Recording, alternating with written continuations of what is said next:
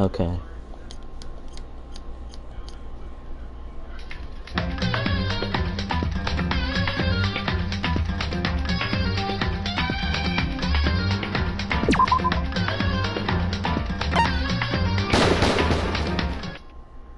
DanganRonpa.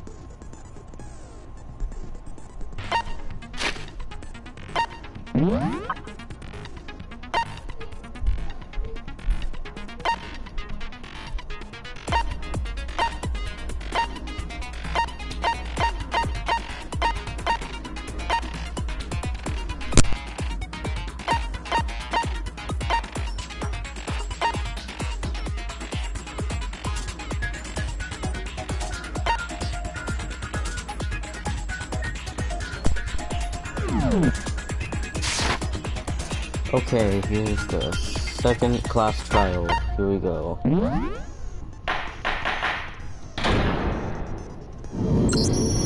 Let's begin with a basic explanation of the class trial. So, your votes will determine the results. If you can figure out who done it, then only they will receive punishment. Then I'll punish everyone besides the blackened, and the one that deceived everyone else will graduate. Okay, then. So, first off, let's talk about the murder weapon! First, we have to make clear what was used to deliver the fatal blow.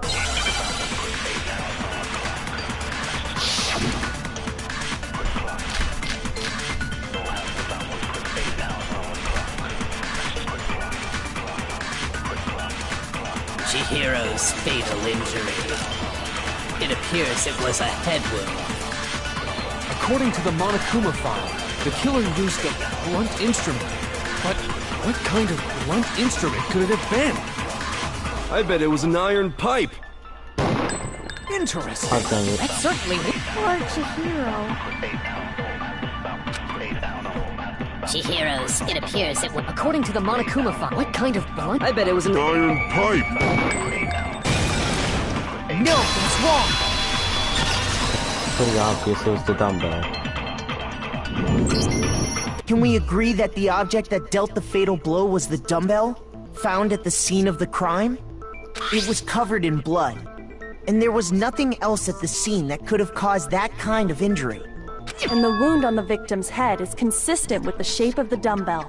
As far as I'm concerned, there's no mistake and no room for doubt on this one. You looked at her head wound? Yay! That's so creepy! If you don't mind, I will proceed from here. Let's move on to discussion of the culprit. Although, I believe the criminal behind this heinous act is already quite clear. What? For real?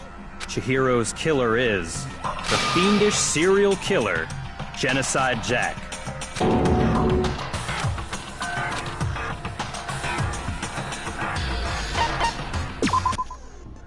For this debate, lines of white noise were appealed to disrupt your reactions. Your truth bullets will disappear if they hit, so think of them as obstacles in your debate. But there's a noise from getting in your way. Press the X button to attach the silencer, which you can use to shoot down the white noise. However, if you shoot the actual remark with your silencer instead of the white noise, the time limit will decrease. But if your action difficulty is set to gentle, white noise won't appear at all. In which case, you can forget about the silencer and just focus on the situation in front of you. Well then, good luck and have fun.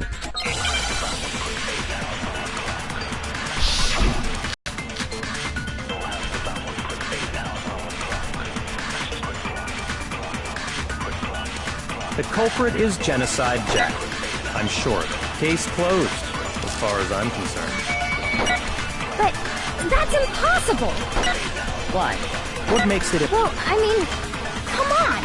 There's just no proof for it! Hey, so, speaking of Genocide Jack, I don't know who that is! Well, we talked about this, Safumi. The culprit is Case closed, as far as I... But that's impossible! Why? Well, I mean, there's just no proof for it. Hey, so, I don't know who that is! The culprit is Case closed. But that's... Why? Well, I mean, there's just no proof for it. Milton's wrong!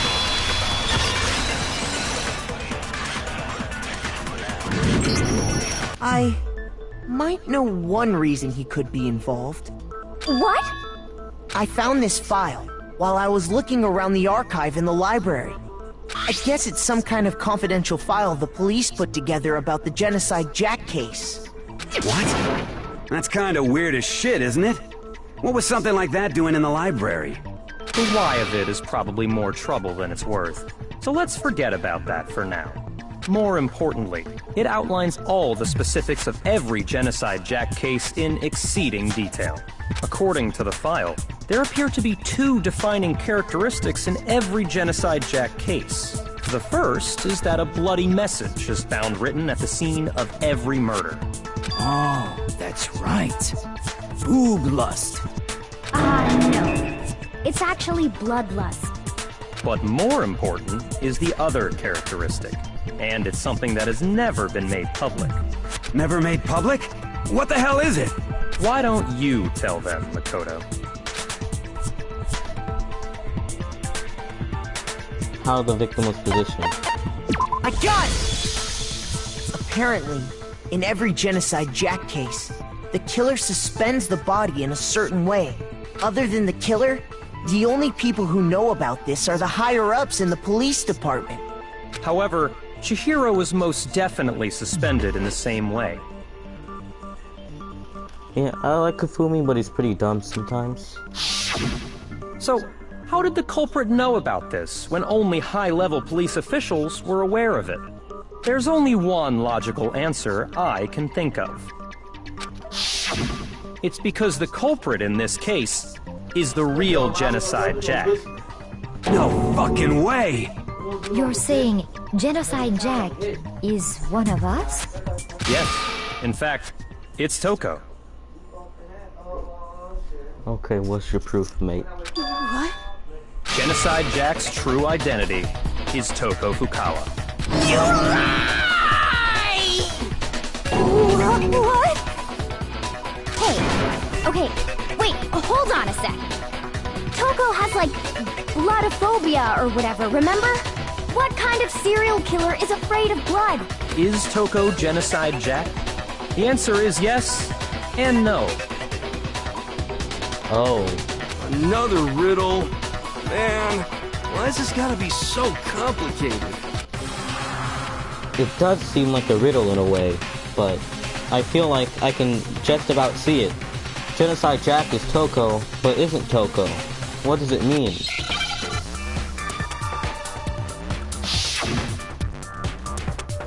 Okay, so can I talk about this Hangman's Gambit for a little bit? This is probably the hardest one in the game for me.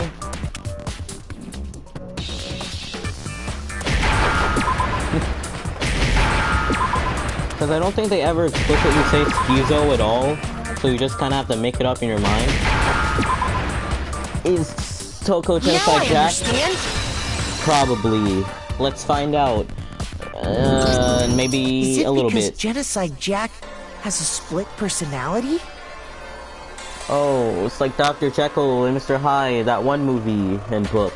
Huh? I think I read that somewhere in the file too. They thought that the suspect might have, what did they call it? Dissociative identity disorder. Oh, okay.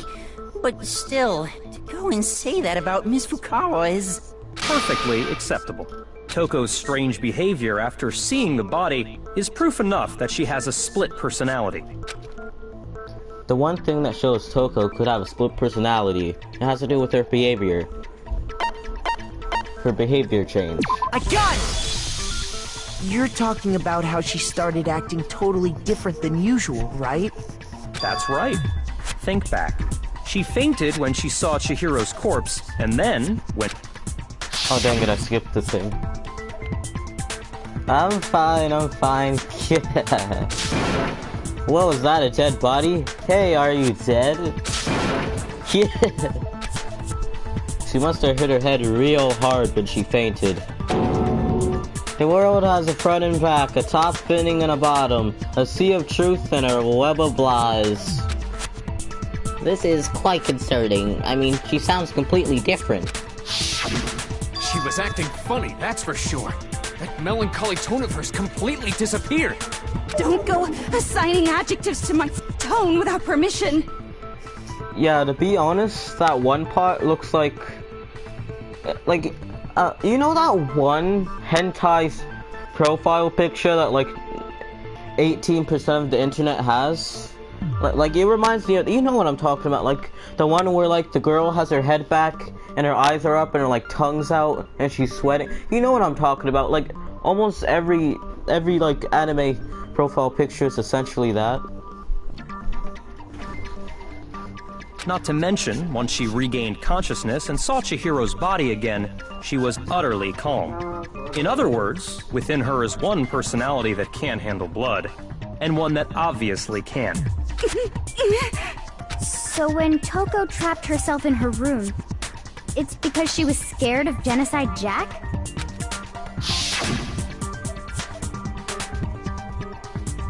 I won't let Genocide Jack have control. I'll drive out the killer. Drive out the murderous fiend. The reason she locked herself in her room wasn't to keep other people from getting in. It was to keep her other personality from getting out. What? Toko was afraid. Afraid of the murderous fiend inside of her. Of killing even more people. Oh, that's kind of noble. How? Yeah. How can you know all this? I do believe you misunderstood her. What she's trying to say isn't, how can you know all this? No. What she wants to know is, how could you tell them? Huh? Last night, just before Monokuma gave his motive speech, Toko and I had a strange conversation. She told me a most interesting story. She said a murderous fiend lived within her, and she was afraid it could appear and attack at any time. Yeah, it kind of looks like slidey cardboard cutouts are like coming in and out of scenes. Looks kind of ridiculous.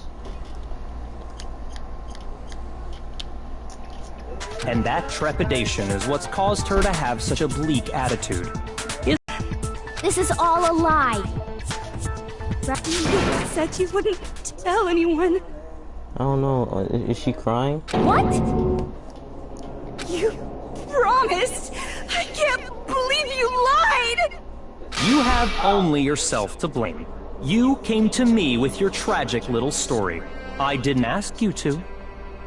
God, Toko, this is what happens when you have a crush on the worst character in the game. This is the real world. not some romantic fantasy fairy tale. Besides, you broke your promise first. You said that as long as you were here, no matter what, you wouldn't let Genocide Jack kill anyone. But in spite of that promise...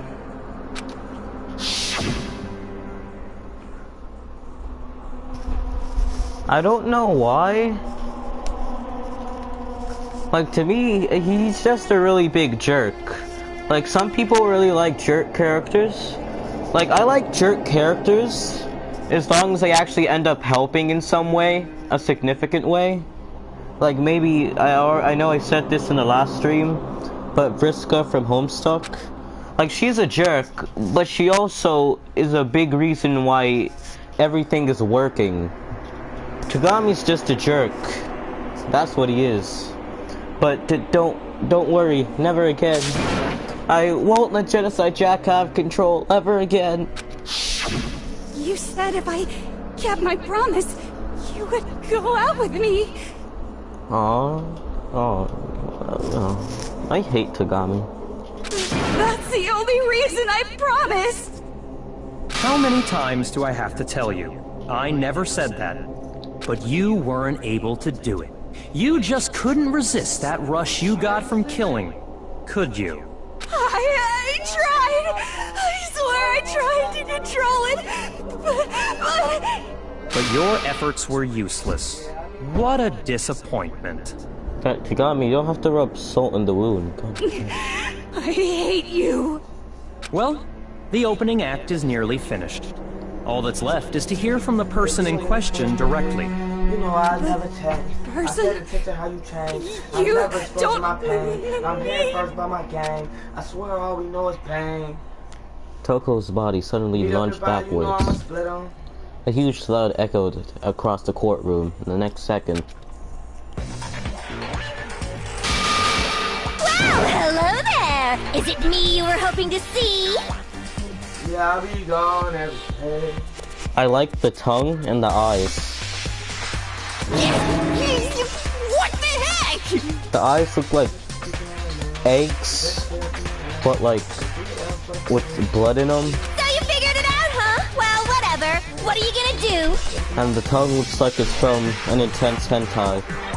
I'm the ultimate murderous fiend, Genocide Jack! Or better yet, let's go with Genocide Jill! What the fuck is this? Toko, what happened to you?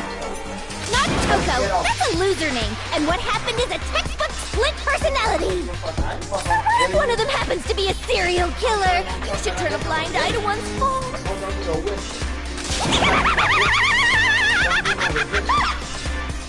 So intense.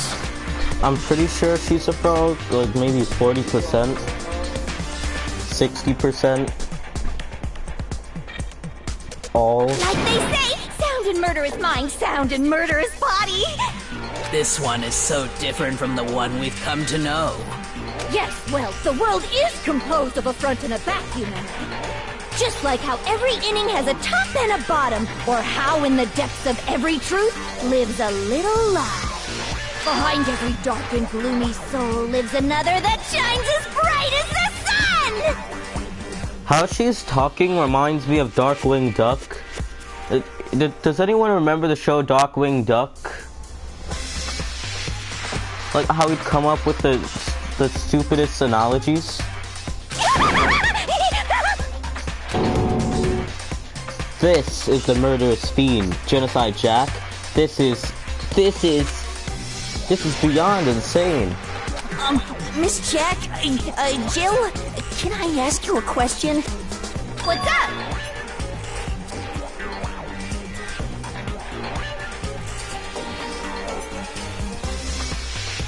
She may have the red eyes with murderous intent, but I mean, look at this face right now. I can't not love this face. It's part of the reason I like Genocide Jill. She kills people, but I mean, this face, it balances it out. Some of us think you might be the mastermind behind our entire situation. What are your thoughts on that? Well, I'll tell you, I am the mastermind of all masterminds! Just kidding! Then it's not true? Of course it's not true! How dare you try to link me to that creepazoid? And another thing, the police and government and society in the outside world are totally powerless! I mean, they just let this idiotic, bloodthirsty maniac go buck wild all over town! Okay, kinda has a point there. Sure, I'm a bloodthirsty maniac, but life is pain, right? To live is to hurt other people. Wow, that's deep. It's a necessary evil if you want to survive. The act of living itself causes pain for everyone. Just kidding again!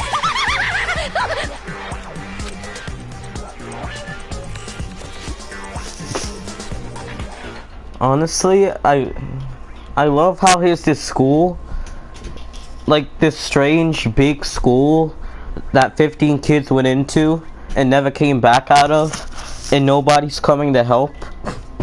Like, to be honest, Japan is really just a horrible place. This should be enough to convince you. This murderous fiend is responsible for Chihiro's death. Look, can't the president just take it down? It's not that hard. There's clearly a motive, so there should be no doubt. A motive? Remember what Monokuma told us? If someone didn't murder and graduate within 24 hours, an embarrassing memory or secret would be revealed. Well, let's assume that Toko's secret was about genocide death. If a secret like that came to light, Toko's life would have undoubtedly been forever ruined. So she had a very clear motive to never have that side of herself exposed. Interesting. Very, very, very interesting. But sorry, as much as I hate to admit it, I'm not the culprit. Huh? But I cannot imagine anyone other than you could murder someone in such a bizarre fashion. Maybe so, but nevertheless, it's the truth. Do you really expect any of us to believe you? I guess she has a good point. Yeah. I could never believe a word you say, you monster.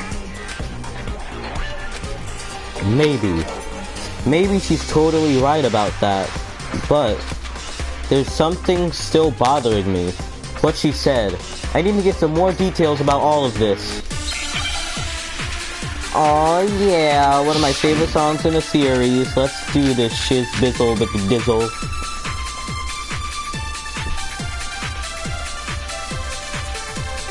Sorry, but I didn't kill anyone. You say that, but do you really expect any of us to believe it? Perhaps if you had an alibi, that would change things. Oh, an alibi, huh? Now we're talking. When you compare your past murders to this incident, the modus operandi matches completely.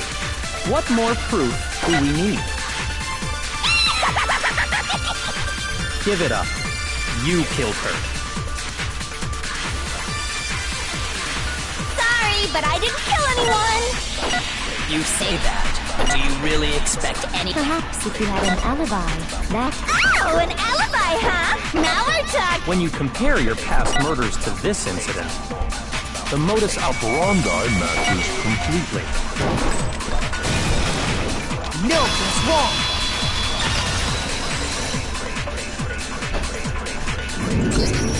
Are the methods of murder really exactly the same? I'm not so sure about that. I think there's a slight difference between the Genocide Jack cases and this one. Huh? How's it any different? Uh-oh, you don't know?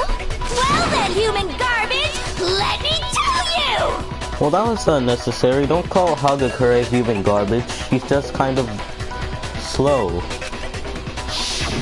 I murder with passion and conviction. I consider myself a professional, and I have a very particular way of doing things. Imagine you go to a fancy Italian restaurant. They're very picky about the noodles, the sauce, everything. But what happened to Chihiro? It'd be like if that same Italian restaurant started using ragu or Chef Boyardee. This is no creation of mine. Let me rephrase that, in a way that maybe makes more sense. There are two clear differences between the Genocide Jack cases and this one. There's one clear difference between the murders. The victim's fatal injury. I got it! For one, the cause of death is different. In the Genocide Jack murders, all the victims were killed the same way. According to the case file, they were all apparently killed with a pair of scissors. But Chihiro died from a blow to the head, right? Ah, yes. That is remarkably different from the other murders. Wouldn't it be strange for someone who kills the same way without fail to suddenly change their method? And there's more. One more conflicting detail. That's right! In my recipe of murder, if the bloody message is the tortellini, then the arrangement of the body would be the pesto sauce! Could you please stop comparing killing people to cooking? So, are you saying the other difference has to do with how the body was arranged? That's right. The second difference is related to how she was suspended. What was used to suspend her? I got it! Do you remember what the killer used to suspend her? They used some kind of rope to hang her up by her wrists. What is your point? Well, in all the previous Genocide Jack cases, something else was used to suspend them. Specifically, pairs of razor-sharp scissors. And guess what? I used my own specially designed scissors for the murders and the arrangement! Like I said, I'm a professional, so naturally I'm very picky about the tools I use. And you know what else? Big Mac said there's two differences, but he's wrong. Big Mac? Are you referring to me? Listen up, Big Mac. There's actually one more difference. Huh? My word, you really didn't notice? Take a look at who the victims were in each Genocide Jack case. There's a pattern there, just waiting to be discovered. A pattern? Figure that out, and it'll be plain as death why I couldn't have possibly killed that little lolly girl.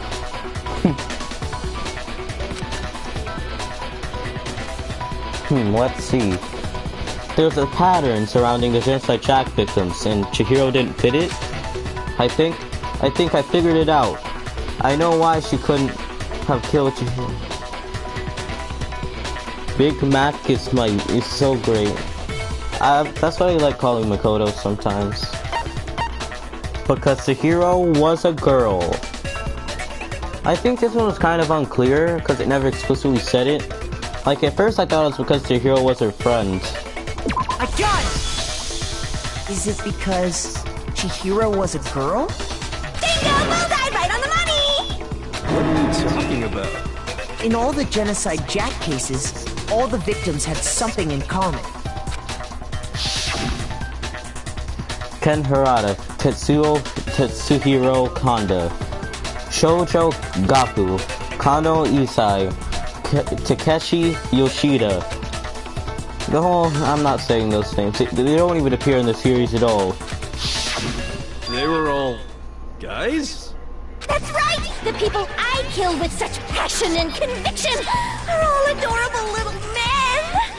I can't believe I said it! I'm so embarrassed! The hell is wrong with you? I can't help it! I'm just a full-throttle boy-on-boy fangirl, and the mopey side of me just hates it. But now I'm on the fast track to becoming a full-fledged fan madam! So, since Chihiro was a girl and not an adorable little man, you wouldn't kill her? Would an Italian chef suddenly start making ramen just because they're both noodles? Don't be stupid. I have too much passion and conviction to cross that line. That's the absolute reality of a one and only. We get it. You've clearly explained your hobby and your philosophy. But that's not all there is to it. It's a different matter entirely, when you're forced to kill in order to survive.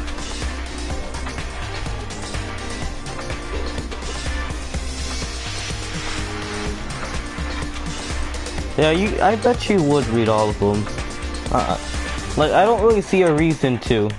Like, they're all Japanese names of people that don't appear in the series at all. Also, it makes my head hurt. Japanese names have, like, the way they're said, I can't say them all in quick succession. Quiet, lolly cur! Lowly? Cur? I would never kill for a reason as petty as mere survival.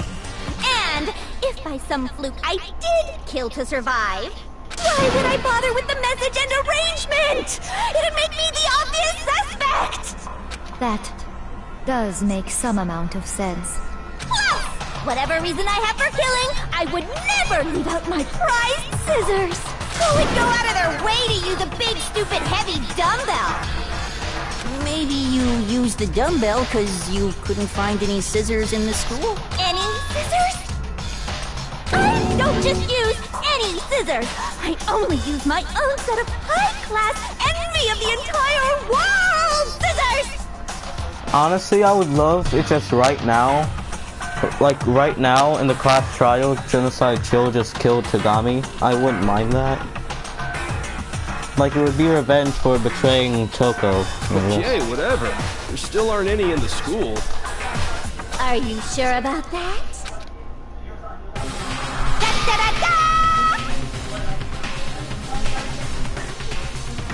I like how there's a dun-dun behind her. She's fully equipped! That's right! So I can kill anywhere, anytime! Why would I resort to dumbbells or rope when I have my trusty scissors by my side? Go ahead, tell me I'm wrong, you candy gutter dogs, all of you! Not to mention, I have no clue how to tie a good knot. The rope's totally out of the question anyway! I have no idea what's going on anymore! Could such a heinous villain really be innocent? But the body really was suspended, right? And nobody but the police knew about that. Yeah. That's why we figured it had to be the real deal, and not some copycat killer or whatever. Actually, hold on. There is one person. One person who could have copied Genocide Jack. It was me, Tagami. Here's my answer. Byakuya, it's possible you could have found out, isn't it? You'd have no problem gaining access to classified government documents or internal police records. Plus, you'd already looked through the Genocide Jack file before this all happened, hadn't you? Are you saying Mr. Togami did it? Then, the reason he pushed the theory of Genocide Jack being the killer so hard was because he wanted to pin the crime on her. So, he rearranged the scene to disguise it and make it look like I put my stamp on it! The adorable glasses man was behind it all! Oh, I'm on fire! Okay, this is a legitimate hentai face, I'm not even gonna deny that. Well, Byakuya, what's your response? I see. So now the suspicion falls on me. Then I must ask, when would you say I began acting suspicious? Surely you must have an answer. Looking back and thinking about it now, the way you were acting right before we discovered the body was a little strange. In the locker rooms. They're suspicious, very suspicious, indeed. Wouldn't you agree? Huh? Suspicious? It seems somebody searched the locker rooms. Let's start with the girls' locker room. To be honest, I'm on fire. It really is a line that is probably in quite a few hentais. You wanted to go to the girls' locker room right away, right? I should have naturally thought of the boys' locker room first. Is that what you want to say? Ooh, Tagami is a psychic. The victim was Chihiro, a girl. Hence why I said we should check the girls' locker room. Nothing strange about that, I'd say. On the contrary, there's something very strange. Okay then, what's so strange about it? Go ahead, share with the rest of the class. There's a clear contradiction in what Byakuya just said. I need to make it clear to everyone. A new element has been added to non-stop debates. Would you like to hear more? Next, we're going to add something called a truth flashback. If you aim at a weak spot and hold down the triangle button, then you'll memorize that weak spot. This memorized phrase can be shot at as a single truth bullet. If you shoot or change the truth bullet, it will disappear from your truth cylinder. However, you can use this flashback feature as many times as you want. If you don't seem to have the answer to a lie or contradiction in your loaded truth bullets, it might be wise to memorize a weak spot or use them to make your case. When is the best time to flashback? Well, you'll just have to use your keen wits, won't you? In this case, though, I will say that if you don't use a flashback, you won't be refuting anything. Well then, good luck and have fun.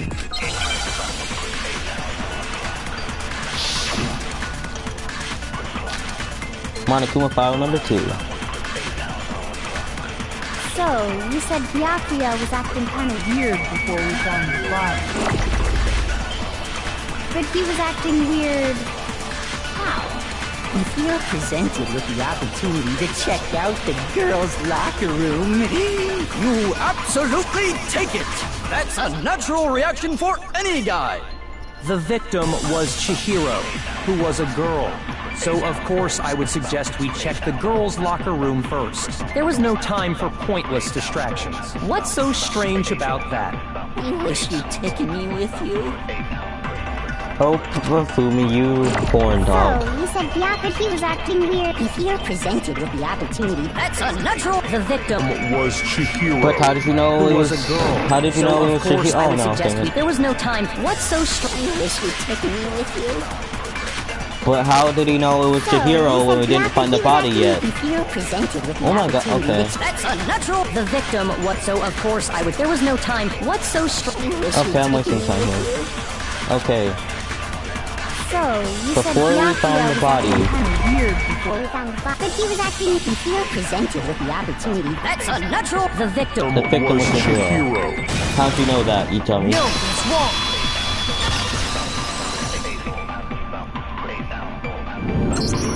I'll tell you what's so strange about that.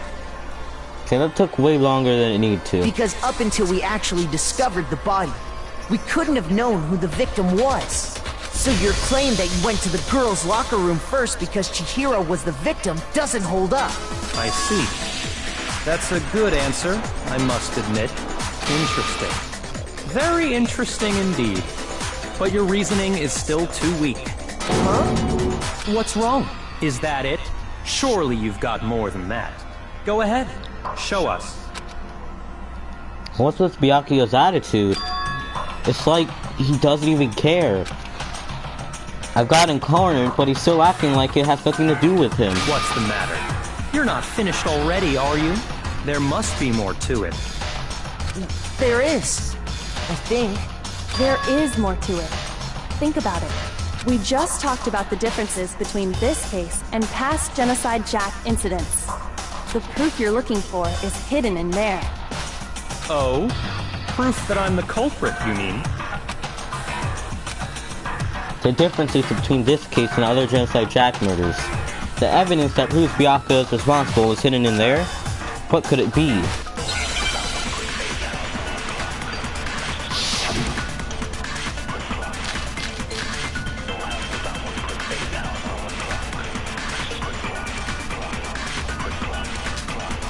The difference between the cases? You want me to explain it again? When I want to kill, I use my very own special scissors. And I use those same scissors to arrange the body. But Chihiro was suspended with... It was some kind of rope. Was it not? That's right! It absolutely was! Then there must be something very fishy indeed about that rope. Hey, Byakuya, where'd you get it from, huh? I'd never seen that rope before in my life. You liar. No, that's wrong.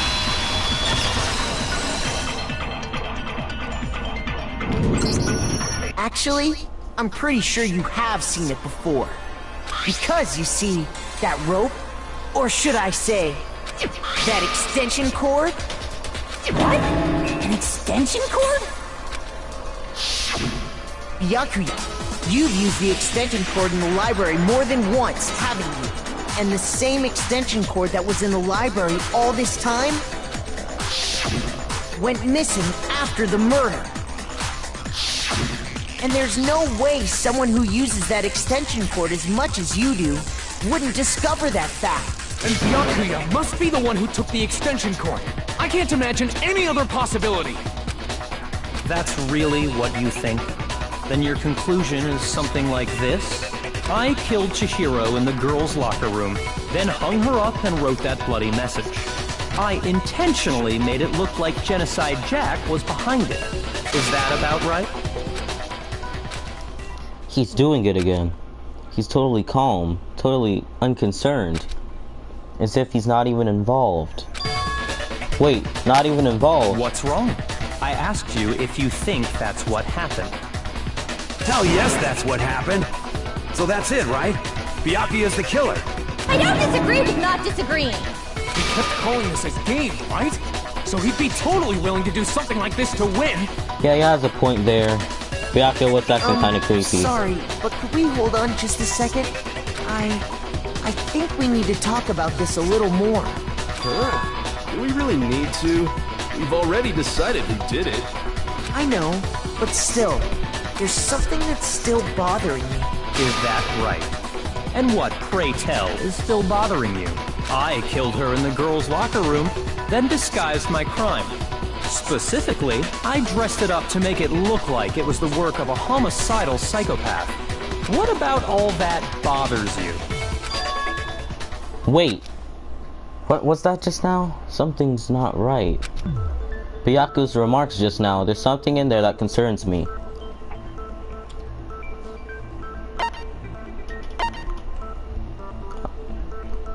Is it the scene of the crime? I got it! Okay. You say you killed Chihiro in the girls' locker room, right? But are you sure about that? Isn't it possible that the— Disappointing. What kind of question is that? Even in the world of disappointments, this is a true letdown. Tagami, shut up. She was found dead in the girls' locker room. There is absolutely no question about that. How could the scene of the crime have been anywhere else? Well, I think it's entirely possible that she was killed somewhere else, then carried there later, along with the rest of the murder scene. Rest of the murder scene? That was awfully specific. Please tell me you have a reason for saying all of that. I believe I do. Hey Byakuya, did I just take you off guard?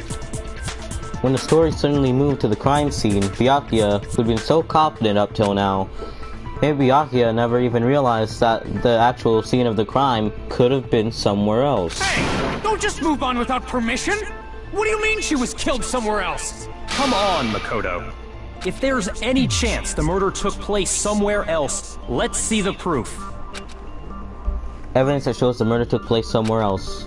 I just need to focus on those things that got switched.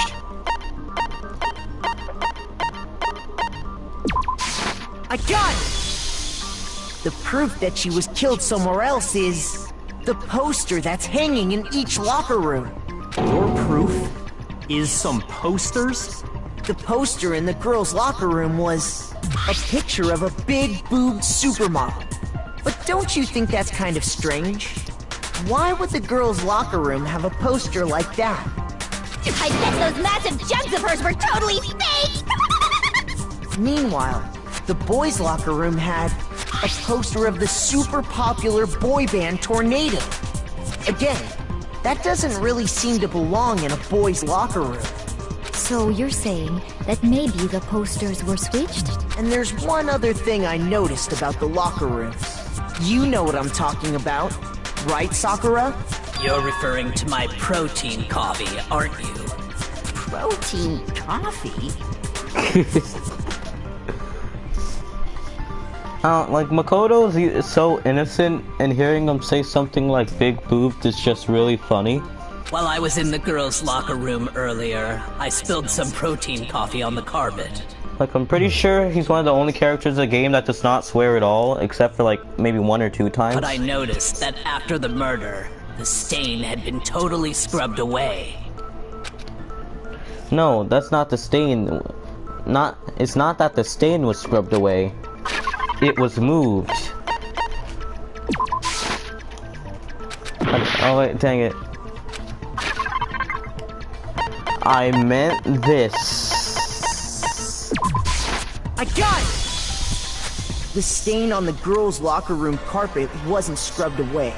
In fact, I found it on the boys' locker room carpet.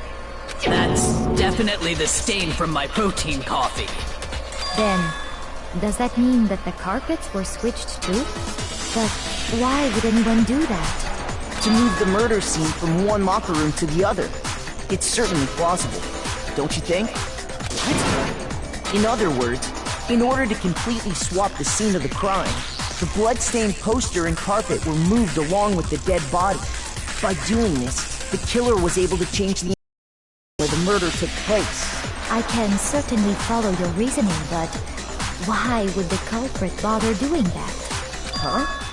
Why would they go through all that trouble of switching the scene of the crime? Actually, an even bigger question. If the murder did take place in the boys' locker room, then how did Chihiro get in the boys' locker room in the first place? To get into the locker rooms, you have to swipe your e-handbook across the card reader device, but Chihiro's handbook should have only allowed her access to the girls' locker room. She had no way to get into the boys' locker room to begin with. No, she did have a way, and I can tell you what it was. I highly doubt that. Shut up! I'm telling you, I know how she could have done it. Is he right? Could Chihiro really have gone into the boys' locker room somehow? Is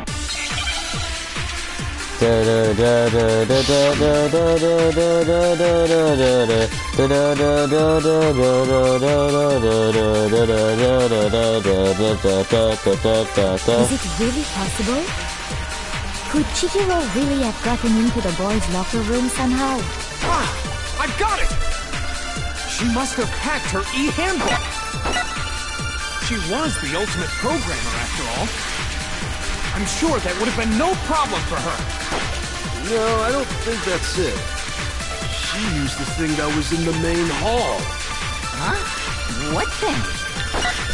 I'm talking about Leon's handbook, of course. No, he's wrong.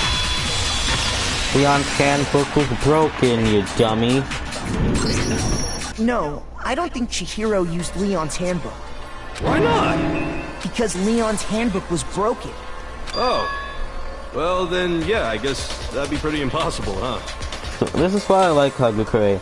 He's dumb, but when he's wrong, he admits it, and he doesn't make that big of a deal about it. I am struck silent by how quickly you gave up. Plus, isn't there a regulation against using someone else's handbook? No, that's wrong. Actually, the rule states that loaning your handbook is prohibited. It says nothing about borrowing one. I love how no, that's wrong is basically objection said in a couple more words than by a teenage boy. In other words, you could borrow a dead person's handbook all you want, and you'd be safe. Yup, yup, yup! Hit the nail square on the noggin! Of course, if it were broken, that wouldn't make any sense anyway. So then, she must have hacked hers, like I said. She used her ultimate programmer skills and... You can't fix an e-handbook. The instant you open one up, a security buzzer starts blaring. And we execute you. So, if she didn't use Leon's handbook, and she didn't modify her own handbook... Maybe Mr. Naegi's initial assumption is just... wrong? No, you're wrong. It seems like there's no way she could have got into the boys' locker room. So I guess so. Okay then, I vote for Byakuya. Is that it then? Chihiro was killed in the girls' locker room, and Byakuya's the one who really did it? Really? But still, I don't know what else I can do. Hold on a second. Oh yeah, Kirigary's here to save the day, as usual, because he's the only smart one in this entire school. I agree with you, though. I think you're on the right track. What the... You finally decide to open your mouth, and that's what you've got to say? There's no way she could get in the boys' locker room, right? So... Why are you so sure she couldn't get in?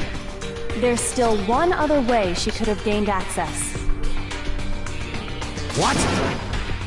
What are you talking about? What other way is there?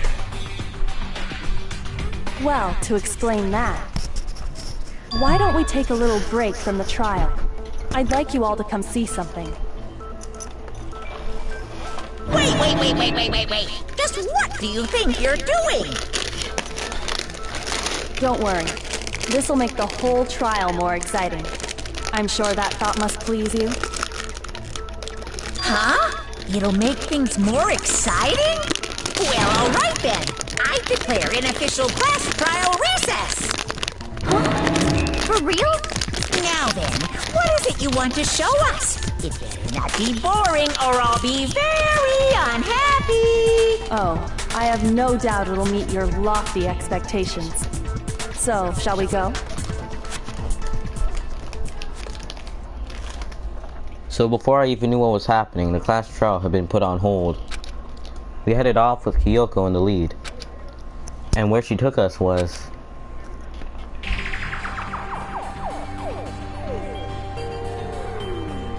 the girls' locker room? You've already searched this place top to bottom! What are you trying to pull, Missy? I'd like you to examine the victim's body one more time. You want to check it again? Be sure to examine the entire body very carefully. Take your time. Examine her carefully? Like using our hands? No way! It's probably best if I don't run my hands all over a girl's dead body. It's not that I'm freaked out or anything, it's just... based on religious grounds, you know? Very well. I'll do it. But you're a girl. You shouldn't have to touch a dead body. Just let one of the boys do it. No, it's okay. I think Chihiro would rather have a girl examine her. So just leave this to me.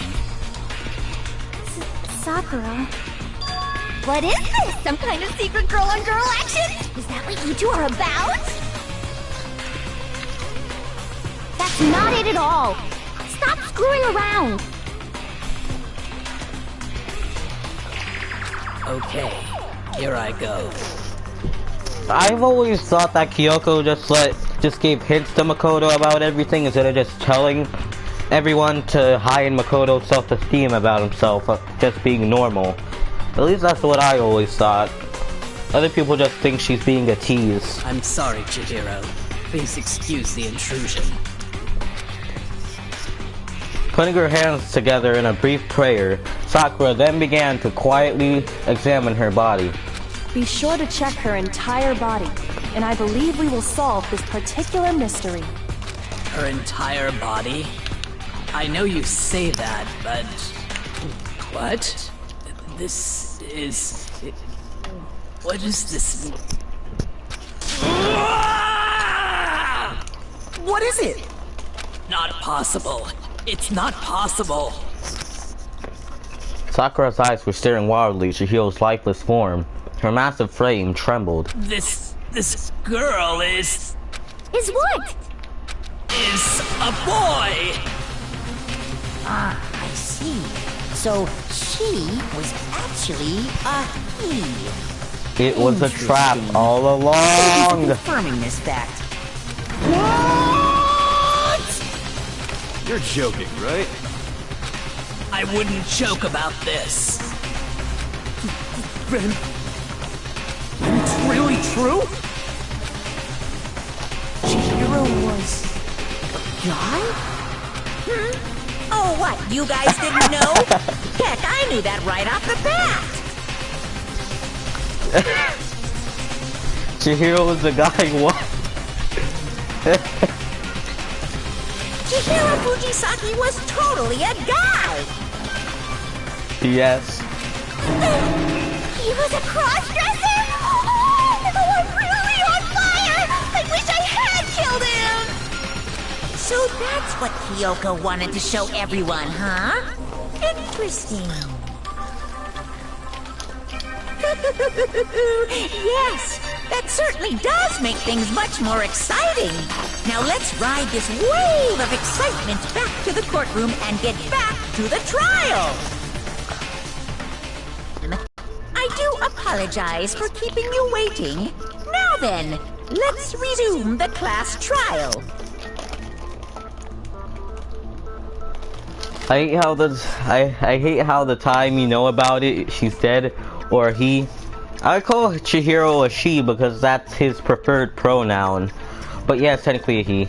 We've all just learned of the shocking revelation that Chihiro was actually a boy. Let's pick up from there.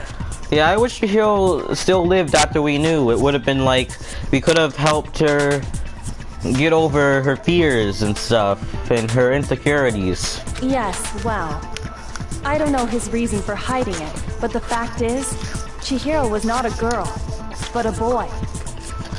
To think that Chihiro was actually a guy, thought had never even crossed my mind. And because the victim was male, he would have had no problem gaining access to the boys' locker room. Assuming his handbook did, in fact, list his gender as male, then yes, that would be true. Of course his handbook said he was a boy. He dressed like a girl, but he was a boy through and through. So then, there should be no issue with Makoto's initial assertion. The victim was killed in the boys' locker room, and was then later moved to the girls' locker room. And the killer could have easily used Sayaka or Junko's handbook to get into the girls' locker room.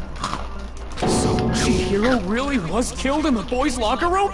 I still don't understand the motive for moving the body, but yes, that does seem plausible.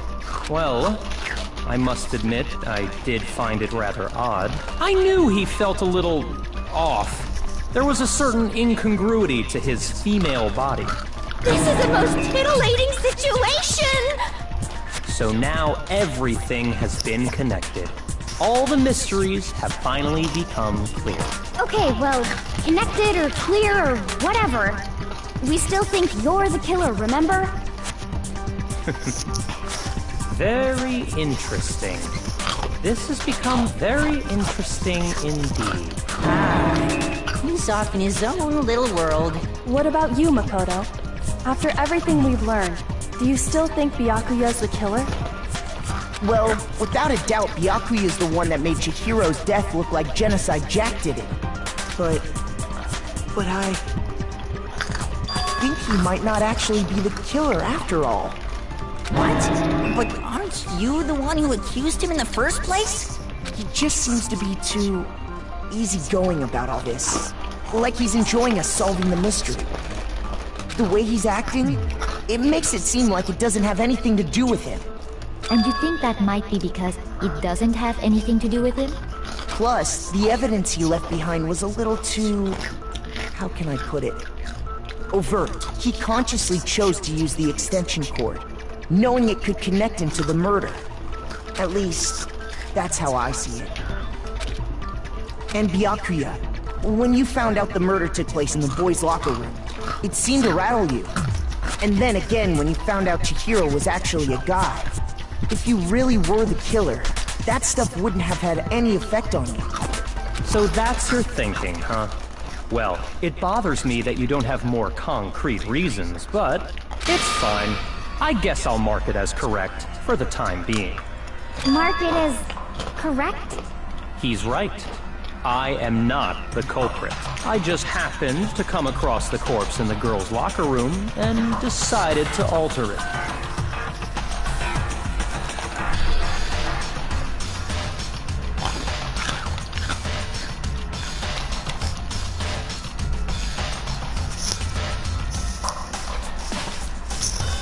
Yeah. I'm pretty sure in the second game that happens. Like, kinda late in the game, someone tries to choke someone to death, but then the rest of the crew stops them. Are you fucking with us right now? No, I am not effing with you right now. I'm telling you the truth. I like how Tagami doesn't swear. Well, I find it very hard to believe. Go ahead. Find it very hard to believe. You're free to be executed along with the rest of us. If you're really telling the truth, then why? Why do you do that to his body? My reasons hardly matter right now.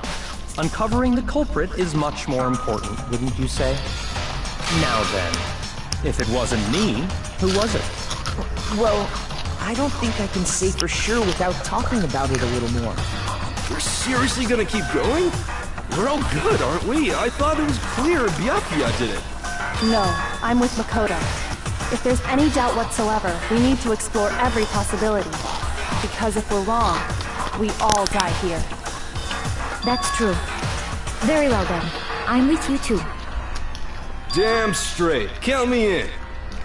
Do you not have a mind of your own? Of course I do. What am I, an ant or something? Anyway, let's discuss this all as a group one more time. We still have time to make our decision. That's very true. Our lives are all on the line. Excellent. Then shall we resume our game of hide and seek? But if Byakuya didn't do it, then who's the real killer? Who murdered Chihiro? There's one thing we can be sure about. Know about the killer. The killer is a guy.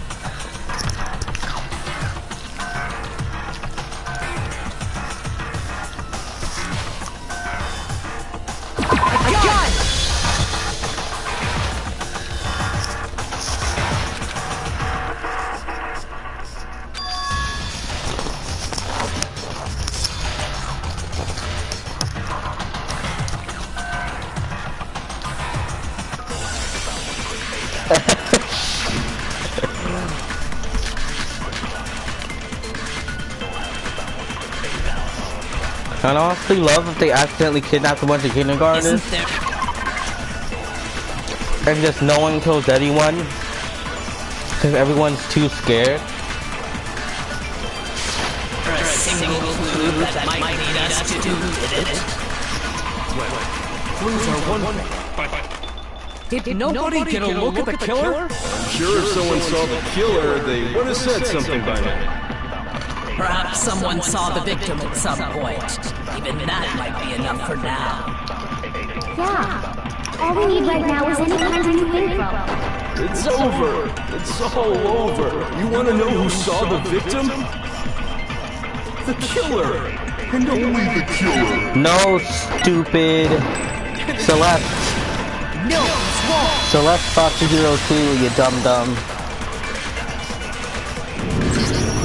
I believe someone else did see the victim before he was murdered. What do you think, Celeste? Now that you mention it, yes, I did see him. Really? Oh, but I suppose only Makoto knows about this. The rest of you had no idea, did you? That is why you're all making such ugly noises. Whatever! Just hurry up and tell us! It was last night, right before nighttime. I saw Chihiro in the dormitory warehouse. I saw him stuffing a track jacket into a duffel bag. And then, I assume, he headed off to exercise. Track jacket and a duffel bag? But we didn't find anything like that at the murder scene.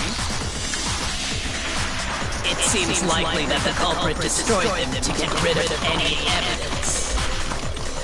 And that is when he said something that struck me as rather odd. Well, I better get going. I'm kind of in a hurry. Chihiro told me he was in a hurry. Yeah, I don't know why. I find the way she says Makoto kind of adorable. Makoto. Makoto. I honestly love it. But why would he be in a hurry? Only if someone were waiting for him, I should think. So, Mr. Fujisaki was on his way to meet with someone, and then they were going to work out together?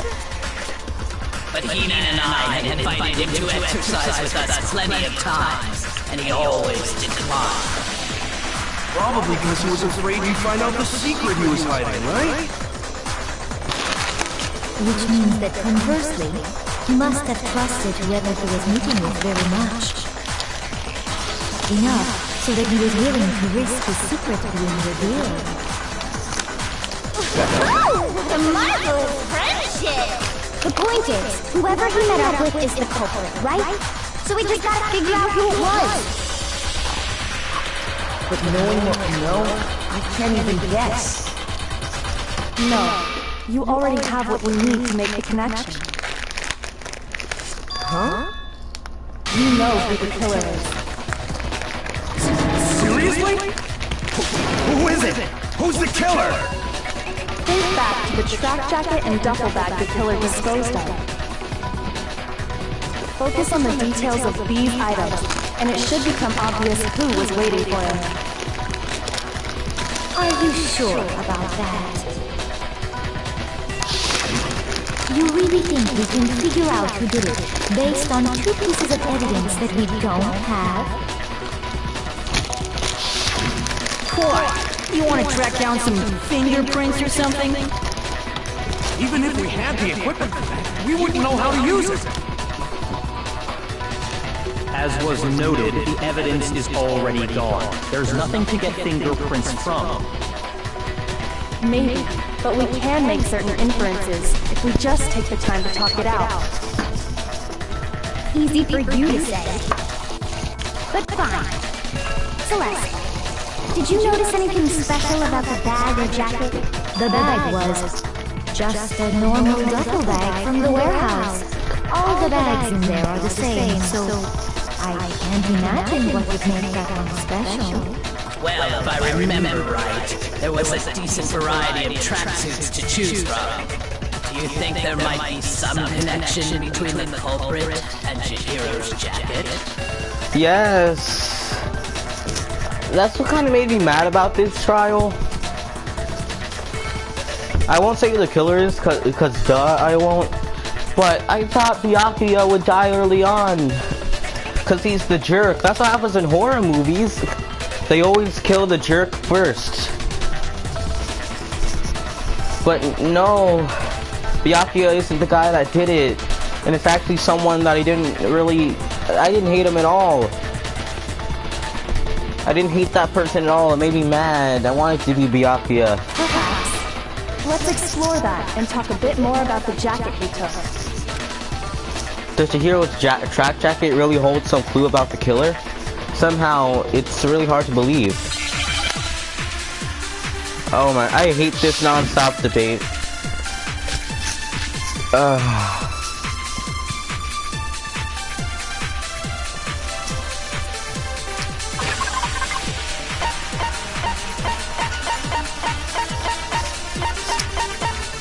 So let's account. On the night before the murder, right before nighttime, Chihiro was spotted leaving the warehouse. It seems she was stuffing some blue exercise clothes into a duffel bag. Presumably, she was on her way to exercise, but the clothes were not found at the scene of the crime. Celeste has not told anyone other than Makoto about this encounter. First of all, we know where Chihiro was headed. He was on his way to go exercise. So next we have to ask, why did he choose the specific tracksuit that he did? What do you mean, the specific tracksuit? I got it! He picked that tracksuit because it matched the one the culprit was wearing. So, what you're saying is, the killer was wearing the same blue tracksuit as him? No. My tracksuit is black. No, you stupid. Shoot! First of all, he was on his way, so next is why did he choose? What do you mean, I got it! It matched the one... So, the killer was wearing No. the same blue tracksuit as him. No, it's wrong!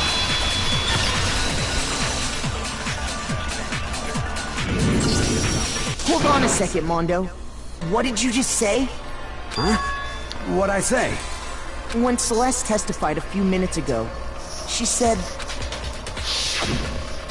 I saw him stuffing a track jacket into a duffel bag, and then I assumed she headed off to exercise. She never said anything about the jacket's color. So why did you say Chihiro's blue tracksuit? What are you... You just... Hey, Celeste, what color was Chihiro's tracksuit? As a matter of fact, it was blue? And before we began the trial, did you tell anyone that? The only one I told about any of this was you. Then, Mondo, how did you know what color Chihiro's tracksuit was? Because I just... I'm sure he saw the clothes at some point in the investigation. No, that can't be it. The bag and clothes were surely disposed of by the time we began our investigation. Then the only reason he could have known what color the tracksuit was is if he saw Cherry with it before he died! That's the only possibility! Cherry? Are you talking about Chihiro? So, how about it? Did you see the tracksuit or didn't you? Just by chance. I just happened to see it last night. He walked past me, and he was carrying the tracksuit in his hands. No, that can't be it either. According to Celeste's testimony, she stuffed the jacket into her bag in a hurry. It was almost like she was trying to hide it. And just like that, she was gone. when Celeste noticed it, Chihiro made a point of making sure the jacket was completely in the bag. The nicknames she gives to people are so good. Big Mac, Cherry. I'm pretty sure she gives a lot of more good ones later. If you just ran into him briefly, you couldn't possibly have seen what color the tracksuit was. It would appear you've dug your own grave. Perhaps. But you handed him the shovel, didn't you? That focus on the tracksuit and it'll be obvious who he met with? What a bunch of nonsense. Ah, now I understand. It was all one big bluff, wasn't it? Your true intention was to draw a slip of the tongue from the culprit. Okay, so I know probably no one here has played the third Phoenix Wright game, but this really reminds me of like the third case of the third game, where Phoenix tricks the killer into basically admitting that they did it by tricking them into saying what color the bottle of poison that was used to kill the victim was. It really reminds me of that. That's why you said you knew who did it, to put them on edge. That's right. However, Mondo was my target all along. I had my suspicions about him from the very beginning. But why? What made you so suspicious? That's a good question. The way he talked. Because I hate him. I kinda wanna say the third one. There was a certain turning point that tipped me off. Maybe you didn't notice it, Mondo, but you tend to refer to men and women differently. You only call guys dude. For girls, it's chick. And after he was killed, you happened to refer to him as dude. Once I picked up on that, it occurred to me that Mondo knew something we didn't. You notice such a tiny detail? Are you a witch? She's a witch! You're positively frightful! No, I'm not the frightful one. Not nearly as frightful as someone capable of murdering a friend. Mondo, was it really you? Did you really kill Chihiro? Chihiro's one of my favorite guys in the first game. I didn't kill anyone! You've been all over me, judging everything I say, putting words in my mouth. What gives you the right to treat me like a goddamn criminal? Yeah! He would never do something like that! This is a false accusation! It's true. My reasoning on that is pretty shaky. That was fast. Well, this does present us with a problem. It seems we are all out of leads. My time has nearly come. That's what my little ghost friend is telling me. Oh yeah, that reminds me. Hifumi, weren't you telling me you'd found some evidence? Really? What kind of evidence? Actually, you know, now that I'm thinking about it here calmly, it might not be all that relevant. Jeez, does your confidence just get up and walk away? It's fine, man. Just tell us. If you really insist, then, here it is. What do you have there? It happens to be an e-handbook. I found it laying on the ground, so I scooped it up. You found it on the ground, right? Then it must belong to... Oh, dang it. That was wrong. I got it! We know Chihiro's handbook was missing from the scene of the crime, right? For a fact. For a fact indeed. I was totally sure I'd found it. Then it must hold some clue about the culprit, right? Well, that's what I was hoping. But it's busted. It won't even turn on. I imagine the culprit broke it to get rid of any evidence after the murder. That's odd. I didn't think the handbooks were quite so fragile. You're right. They're not. They're totally waterproof and shock resistant. It would take an awful lot to break one. And yet, this one does appear to be broken. For all your confidence, that is a remarkably high failure rate. Do you think there might be some kind of mystery in there somewhere? How precisely did the handbooks get broken? How did the handbook break? There's only one possible explanation.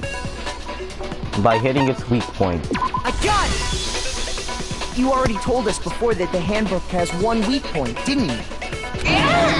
You remember that? Sure, maybe I let that slip, but I never told anyone what the weak point actually was. But if the handbook is supposed to never break, and two of them broke in quick succession, then we can only assume that someone's figured out its weakness. You know what the weakness is, right, Monokuma? So, what is it? You're asking me? I think it's a necessary piece of information if you want this to be a fair trial. But if I tell you, and someone else decides to copy it, that would be very not good. Just tell us already! Why would we want to break our own handbooks? Oh well, I have a weakness for pushy demands. But you're sure you won't follow their example? Then allow me to make a special announcement. The weak point of my cutting-edge e-handbook is... when it's exposed to high temperatures for too long, it will suffer a meltdown and totally break. I flippin' knew it! You knew it? Yeah, because I found the handbook laying on the floor of the sauna. The temperature in the sauna can reach over 200 degrees. Strange how you don't get burnt, huh? It's because as your sweat evaporates, it creates a cooling layer of air around your skin. If the hot air of the sauna were somehow pushed directly onto your skin, you'd definitely get fried. That layer of air would get blown away. That's why you may feel a burning when you move around. So when you're in a sauna, make sure to keep nice and still. Interesting. I learned one new fact today. Wow, thanks Monokuma. I guess this school did teach something after all. That is a mere trifling speck of knowledge. Anyway, if you found the victim's handbook in the sauna... I like how you have that one moment where you just kind of learn a thing about sweat and saunas. And then we just go back to the murder mystery? Then the killer must have been purposely trying to raise its temperature in order to break it.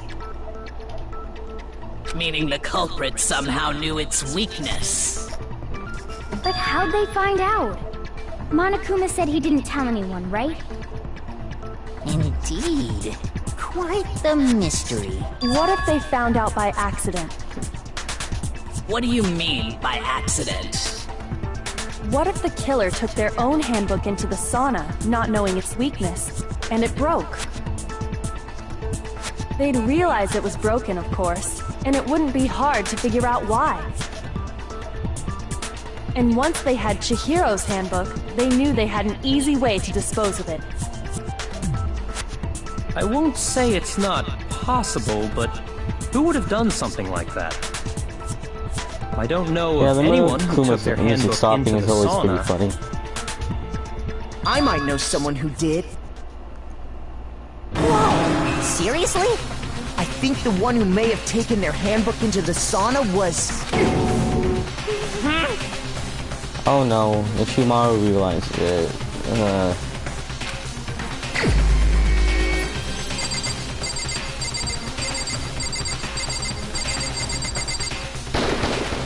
Here's my answer!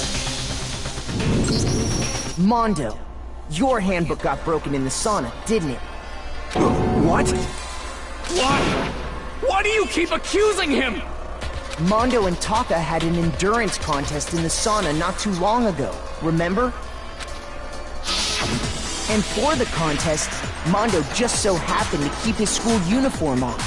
But little did he realize, he'd also left his handbook in one of his uniform pockets. And when it was all over, Mondo discovered that taking your handbook into the sauna could easily destroy it. No, wait, hold on! You've got it all wrong! He would never kill!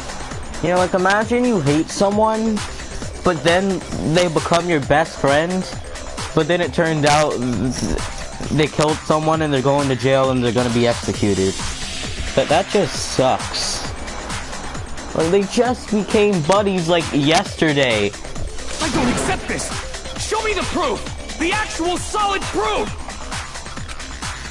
I mean, I don't want to believe it either, but I found something that proves it beyond a shadow of doubt.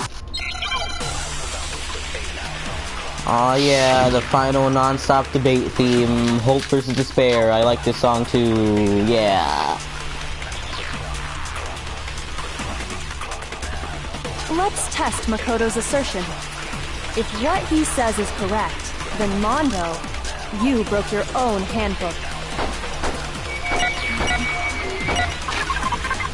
Okay, this non-stop debate is kinda hard, so let me review myself. The truth here was not found on reports and I've apparently gone missing. In other words, if Mondo's handbook... Broken handbook.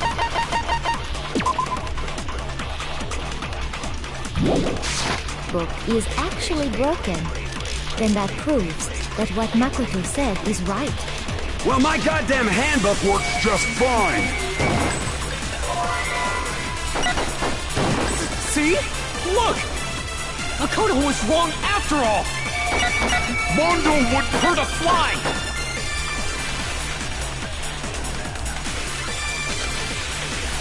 Let's test Makoto. If what he says, you broke your own. In other words, if then that proves... Well, my goddamn handbook works just fine! See? Makoto was wrong. Mondo wouldn't hurt a fly! Let's test if what he says, you broke your own. In other words, if then that proves... Well, my goddamn handbook works just fine! See? Makoto was wrong. Mondo wouldn't hurt a fly! It's because my difficulty set on me, because I don't remember it being this hard to hit that. Well, my goddamn handbook works just fine! See? Makoto was wrong. Mondo wouldn't hurt a fly! Let's test if what he says, you broke your own. In other words, if Mondo's handbook is then that this is harder than it looks. Shut up. Said is right. Well, my goddamn handbook works just fine! What? It wasn't even there yet. See? Makoto was wrong. Mondo wouldn't hurt a fly! You saw that it wasn't. Let's test if what he said, the you thing broke wasn't your even own. there In other yet. words, You saw that. If Mondo's then that proves that what... Well, my goddamn handbook works just fine! See? Makoto was wrong. Mondo wouldn't hurt a fly! I swear to God, how long is this gonna take? Let's test if what he said, you broke your own. In other words, if then that proves that what Makoto said is... Well, my goddamn handbook works just fine! See? Makoto was wrong. Okay, Mondo wouldn't hurt a fly! let me try a strategy. Let's test if what he says, you broke your own. In other words, if not, then that proves... Well, my goddamn handbook works just fine! Oh my God, See? okay. Makoto was wrong. Mondo wouldn't hurt a fly! Okay. Let's test if what he says, you Let's broke see. your own. In other words, if then that proves... Well, my goddamn handbook works just fine! See? Makoto was wrong. Mondo wouldn't hurt a fly! Okay, so maybe Let's if I like test if shoot what all he around said, you it, broke it'll your work. own. In other words, if then that proves... Well, my goddamn handbook works just fine! Yes! No, that's wrong! Oh my God, Mondo, you jerk! Why are you... Mondo, the handbook you have right now, is it really yours? I don't remember it ever being that hard. The fuck is that supposed to mean? The broken handbook that was in the main hall. Isn't that one actually yours? What the heck are you talking about? What I mean is, I think Mondo swapped his handbook out for one that actually works. I think he took Leon's handbook and replaced it with his own. After all, Monokuma said himself that Leon's handbook never should have broken. That's right! The punishment it suffered wasn't nearly enough to destroy it. So then, the broken handbook in the main hall is actually Mondo's, which would mean that the handbook Mondo has right now is actually Leon's, yes? But doesn't that violate the school regulation that says loaning out your handbook is prohibited? Well, here's how I look at it. There is a rule about loaning your handbook to another student, but if they're dead, they're not a student. It's kind of a gray area, I admit. But no worries. If anything, it just makes things more interesting. As such, I decree that exchanging handbooks with a corpse is not a violation of the rules. Well, Mondo, if I'm wrong about this, you're welcome to say so. I'm happy to admit I made a mistake. Son of a bitch! What's wrong, bro? Come on! Tell him he's wrong! No. You are wrong! You have to be wrong! Everything you just said is wrong! You made it all up! Okay, then why don't we look back on this case one more time, from the beginning? That way, everything will become clear, and we'll all see if I was right or wrong. No. Dang it.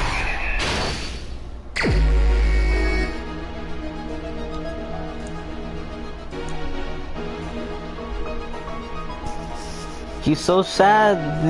His yaoi boyfriend's about to die. So let's start Chihiro in the warehouse with the duffel bag and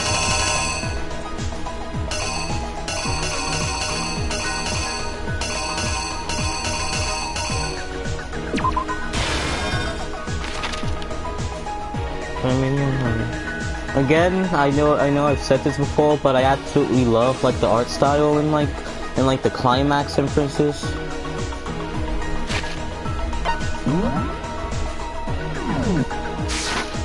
Okay, so like the thing that I love the most about the art style in these is like the expressions. Like I feel like they do a really good job. Like the killer, they always make him look as evil as possible. So even if they didn't really do it that way, you get the feeling like, oh, I hate that person. There's something everyone has that you need to get into the locker rooms.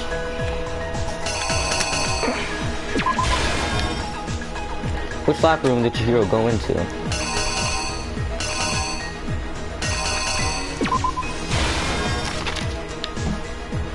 The weapon the killer used was...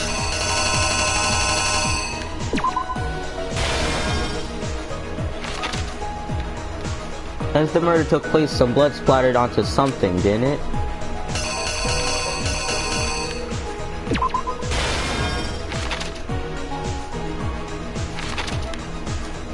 To disguise the truth, the killer switched around the carpet, as well as something else.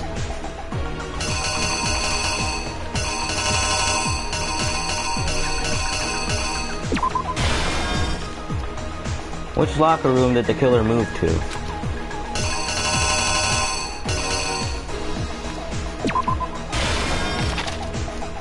The killer took something from another locker room and switched it at the scene of the crime.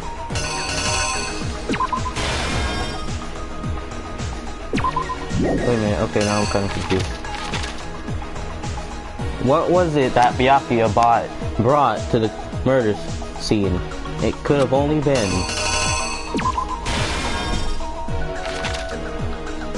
When Byakuya arrived at the scene, what did he use to disguise what happened?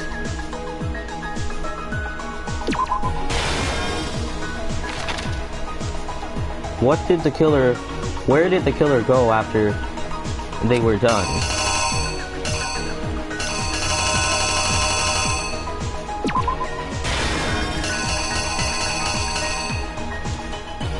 When the handbook got thrown into the sauna room, what happened to it?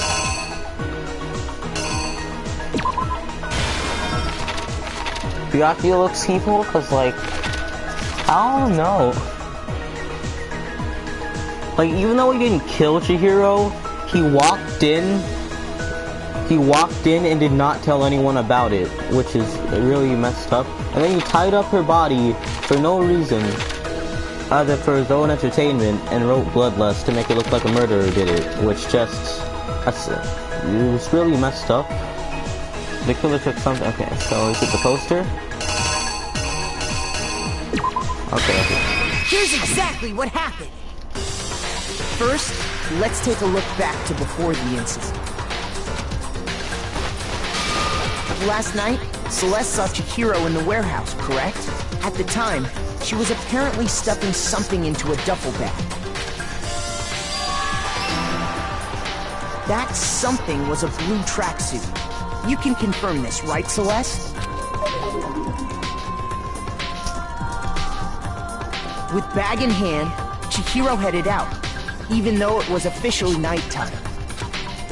She made her way to the locker room, specifically the boys' locker room.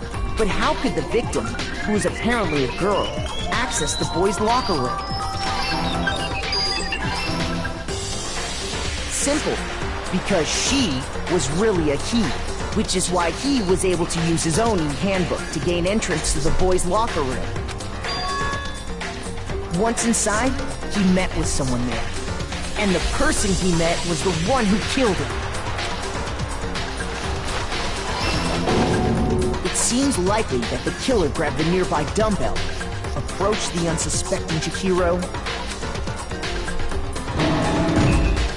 and attacked Oh god, that's a lot of blood. And that's where the bloodstains on the poster and carpeting in the boys' locker room came from.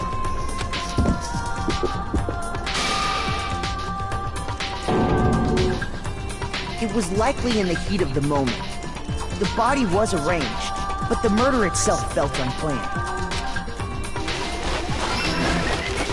Which is why the killer hurried to try and hide the act. First, pulling up the bloodstained carpet, then removing the bloody poster, and finally carrying the corpse into the girls' locker room. A girl's handbook was necessary to get into the locker room, of course, but this alone doesn't prove that the killer was necessarily a girl. After all, Sayaka and Junko's handbooks had been placed in the main hall. Using one of those, a boy could get into the girls' locker room without much problem. And that's exactly how the killer did it. With the carpet and the poster they brought with them, they got to work. They changed the layout of the boys' and girls' locker room in what you might call a crime scene switch. That could have been the end of things, but no. Byakuya discovered the body and decided to intervene in the situation, making things even more complicated. So, after stumbling on the crime scene, he went and grabbed the extension cord from the library, and then he got to work. He used the cord to string up Chihiro's lifeless body. I swear to God, Kagami is so messed up. Then, using the victim's own blood, he left a grisly message there at the scene of the crime. He wanted to create the illusion that Genocide Jack was responsible for the slaughter. He doesn't even really have a reason that he did it. He just kind of wanted to. And around the same time that Byakuya was putting together this facade, he's freaking evil. The killer, having already disposed of Chihiro's bag and other belongings, arrived at the sauna. There, they planned to destroy the last piece of evidence, Chihiro's handbook. And just as the killer expected, the steamy sauna was enough to ruin the electronic gadget. Somehow, the killer knew that the handbook couldn't stand up to the heat of the sauna. And the reason they knew that is because the sauna had already wrecked their own handbook. And that's how it all played out. Isn't that right, Mondo Orada? Dang, dude.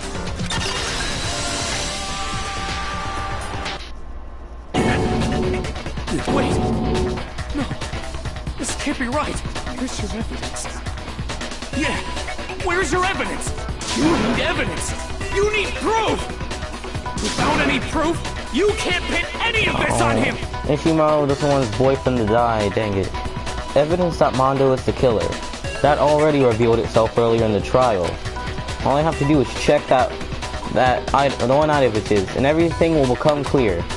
New element has been added to bullet time battles. Would you like to hear more? Let's talk a bit about Fever Time and Nega Time. During a bullet time battle, if you press the R1 button, Fever Time will activate, and the tempo will force it to its max. At this point, even if you push the button at random, you won't miss. So you can push X, square, however you want to destroy the opponent's verbal assault. But this only lasts until your focus gauge runs out, so make the best possible use of your time. Of course, it wouldn't be fair if only you got access to the special time, right? Yeah, I think out of everyone, Hifumi seems the one that, like, no one cares about.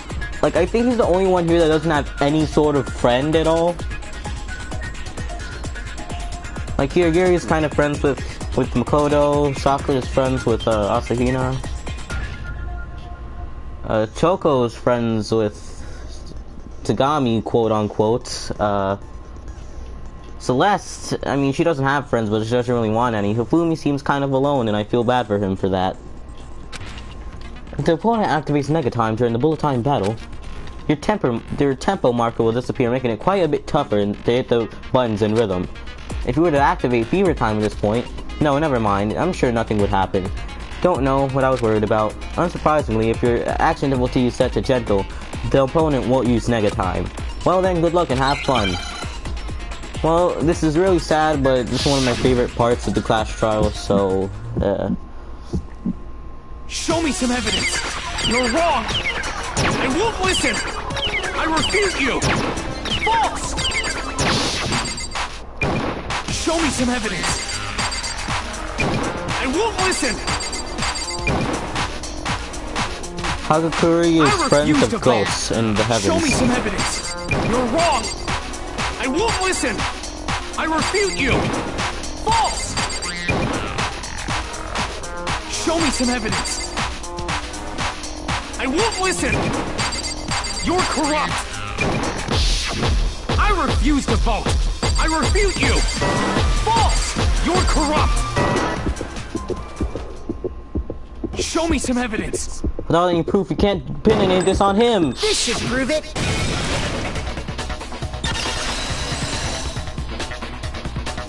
Oh yeah, Hagakure doesn't really have any friends, I guess. Thinking so far is right?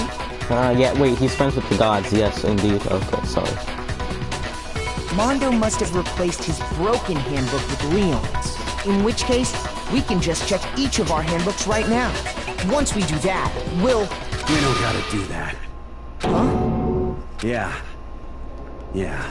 I did it. I killed him.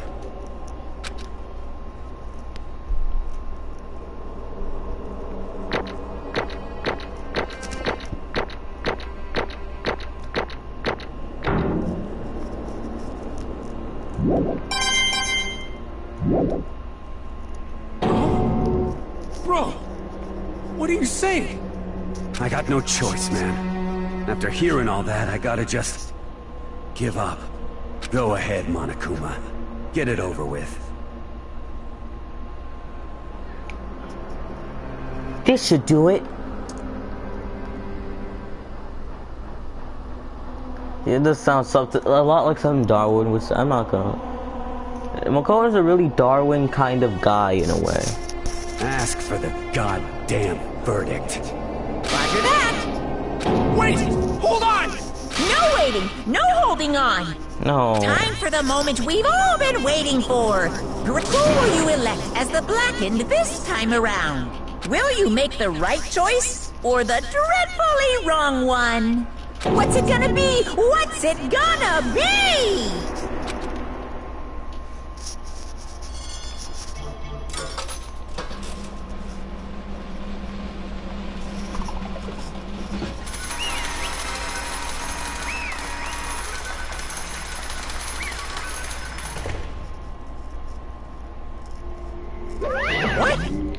Uh-oh, this time it looks like you got it right again. Yes, it is so. The Blackened that killed Chihiro Fujisaki was... Mondo Owada. Unbelievable. In case you're wondering, the vote was not anonymous. Hiyotaka chose the wrong one. You're treading very close to the danger zone, Mr. Ishimaru. You need to be more careful. I refuse to believe it. There's no way he would kill someone. Sorry. What is this? Why are you apologizing? But why? Why?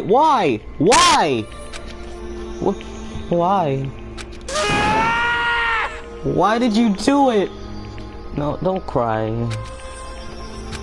Now then. Well, it looks like Mondo's taken a vow of silence, so allow me to explain on his behalf. Actually... The story?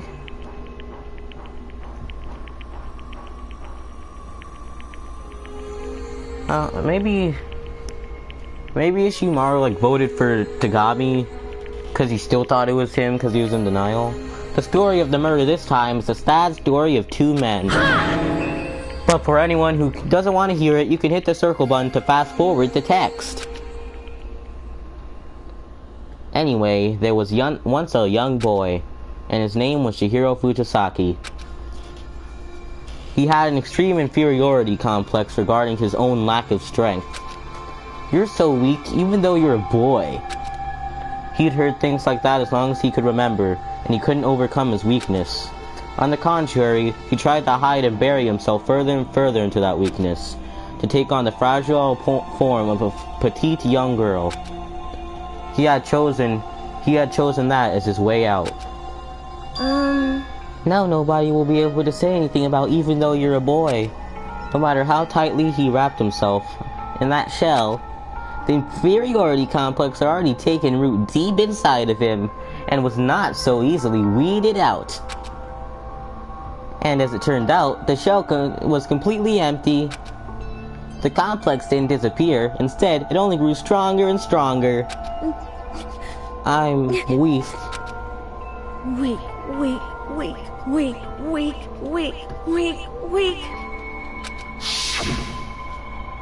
Once the killing game had begun here at the school, he had no choice but to accept that fact. After all, this world is survival of the fittest. If you're not strong, you don't survive. And then the lovely and hateful Monokuma announced the revealing of the embarrassing secrets. Which of course included Chihiro's embarrassing secret, which I was more than willing to divulge in. Even though he dresses like a girl, Chihiro was actually a boy. Hey, And that was something Chihiro couldn't let anyone find out, no matter the cost. And if that was revealed, it would be the end. The hardened shell would crack, and the armor would fall away. Without a doubt, those around him would torture him even more than ever before. Everyone figured being thrust into a dilemma must have sent him sprawling into despair. What? And yet... I'm sorry. Oh, I'm sorry, I don't really want to talk about it right now. But I also don't want to leave things the way they are, so maybe I could talk about it later? After I try my best to become strong, then I can tell everyone. Annoyingly, he used the threat of discovering the discovery to motivate him to become stronger. That's right. Now's my chance. I want to change. I'm going to get stronger and accept who I am. Strong enough so that when someone says, even though you're a boy, I'll get better. I'll be okay. I'll get better. With that thought at the front of his mind, he resolved to take immediate action. And so, that day, he made the commitment to beginning exercising. He was prepared to retrain his mind and body. But sadly, that would be the first and only chance he would get to do it. Hey, When he decided to start exercising, he thought it'd be a good to ask for someone's help. But he wanted to tell that person in his secret first, and then ask them to help him from there. And the person he went to... Yeah, that's right. It was me. Yep, it sure was. The biker gang fella had been painfully clear about how important his manly promises were. So Chihiro probably figured that even if he confided in Mondo, his honor would make him keep the secret. Plus, Mr. Macho Mondo was the very symbol of a strong man that Chihiro had always aspired to be. Maybe talking to Mondo about it will help give me some courage. He went and asked Mondo to help him, so he went and asked Mondo to help him become strong. That was his aspiration, and he thought that only with Mondo's support would he ever be able to come close to that. Correct. So then, that must be why Mondo did what he did, to keep the promise he'd made to Chihiro. Huh? Did what he did? You mean, that's why Mondo carried Chihiro from the boys' locker room into the girls' locker room?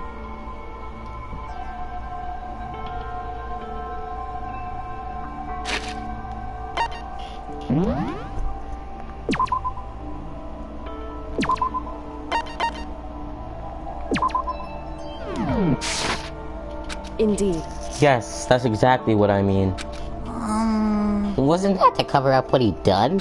Certainly. That could have been part of it, but I don't think it was the main reason. The real purpose was to keep the promise between men he made to Chihiro. But how does moving the body keep his secret? Because if everyone knew he'd been killed in the boys' locker room, then everyone would have been arguing about how she got into the boys' locker room, right? Once that started, at least a few of us would have immediately begun to suspect his identity. So, he tried to protect Chihiro's secret by putting him in the girls' locker room and stealing his handbook. See? Then Mondo did all that to keep the promise he'd made to Chihiro, who he'd also killed? Why would he do that? The more I hear you talk, the more I don't understand. I mean, you guys trust one another, right? So, why did you... Because no matter what, I didn't want anyone to know. I knew it. So that's what triggered it after all. The possibility of having her embarrassing memories and secrets exposed. What is this? That's impossible. No one could have been that bad. Something he didn't want anyone to know, even if it meant killing someone? You're wrong! It's impossible. Don't make me repeat myself. How many times must I repeat myself? To judge others by your own standards is the height of folly. Even if you can't comprehend it, you obviously can. That's all there is to it. Well, while we're on the subject, why don't I tell you? The embarrassing memory, that secret he didn't want anyone to know. Hey, You know what Mondo did? He killed his own brother. God. Mondo, the ultimate biker gang leader, makes all the hoodlums and riffraff across the country tremble. But the only reason he had the chance to join a gang in the first place was because of a certain someone. Mondo's older brother's name was Daya Wada. Mondo had nothing but respect for him. It was because of Daya that Mondo ever got a motorcycle. Mondo's older brother was his only family growing up. He was the only one Mondo could trust or respect. He wanted to measure up to his big brother so he could imitate him in everything he did. Mondo was the epitome of the starry-eyed kid brother. Meanwhile, the charismatic older brother had put together a local motorcycle gang, and before anyone knew, it had grown into the biggest biker gang in the country. Daya, the older brother, #1 in the gang, and his #2, his younger brother, Mondo. In the beginning, everything was peaches and gravy. But when Mondo started to think about how he would have to take over the gang from his brother someday, his brother's greatness, his reputation, began to gnaw on Mondo's very soul. That kid's gonna take over for Daya, huh? Daya created his gang from his bare hands. Mondo's just along for the ride. Can someone like that really be our leader? All that'll do is make the gang look bad. Almost every day, Mondo heard the gossip and whispers of the other members of the gang. Which is why... I gotta get stronger. Stronger than Daya. Just one time. No matter what, I gotta win. Don't fuck with me. I don't care what it takes. I gotta come out on top. And on the night of his amazing brother's retirement ceremony, Mondo challenged him to a street race. But during the race, tragedy struck. The kid brother pushed aside with a reckless abandon, eager for victory, and dashed into oncoming traffic. But suddenly,